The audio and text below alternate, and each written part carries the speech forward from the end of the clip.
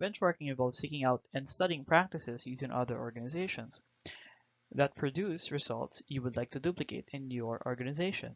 When benchmarking, an organization typically uses one of two types of measures to compare practices: metrics-based measures or process-based measures.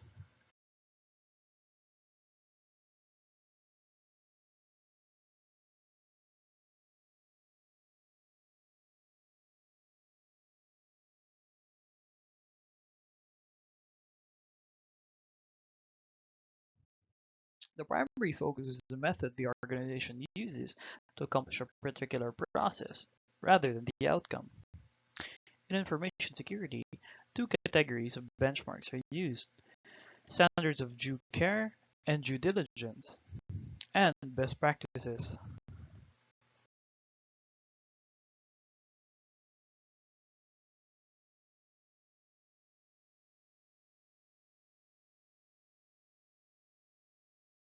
Security efforts that seek to provide a superior level of performance and the protection of information are referred to as best business practices.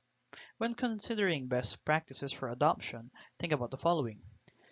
Does the organization resemble identified target with best practice? Are resources at hand similar? Is organization in a similar threat environment?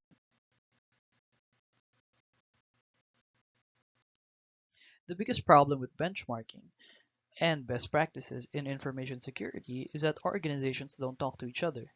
A successful attack is viewed as an organizational failure, not as a lesson. Another problem with benchmarking is that no two organizations are identical. Even if two organizations are producing goods or services in the same market, other factors may differ dramatically. A third problem is that best practices are a moving target. In security, those who do not prepare for common attacks see them occur again and again. An activity related to benchmarking is baselining. Baselining is a comparison of past security activities and events against the organization's current performance. When baselining, it is useful to have a guide to the overall process. An organization's readiness for any proposed set of controls can be determined using several other qualitative approaches, including operational, technical, and political feasibility analysis. The methods for these feasibility evaluations are organizational, operational, technical, and political feasibility.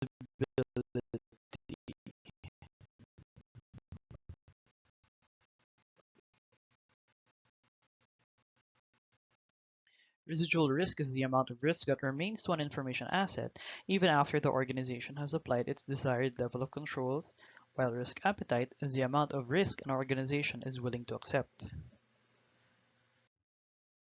This illustrates how residual risk remains after safeguards are implemented.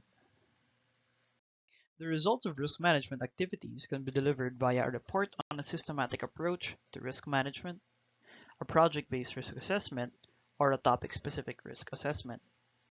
Between the challenging task of evaluating information assets and the dynamic nature of loss expectancy calculations, it's no wonder organizations would like a way to implement controls that don't involve such complex, inexact, and dynamic calculations.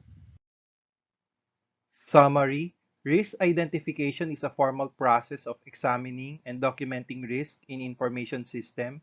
Risk control is the process of taking carefully reasoned steps to ensure the confidentiality, integrity, and availability of components in an information system. Risk identification, a risk management strategy, enables identification, classification, and prioritization of organizations' information assets. A residual risk is a risk remaining to the information asset even after the existing control is applied. Risk control 5 strategies are used to control risks that result from vulnerabilities.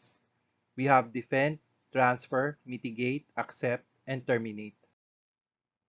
Selecting a risk control strategy, we have cost-benefit analysis and feasibility study. Qualitative versus quantitative risk controls, we have best practices and benchmarks. organizational feasibility, operational feasibility, technical and political feasibility. A risk appetite is an organizational risk tolerance, and a residual risk is a risk remaining after application of risk control.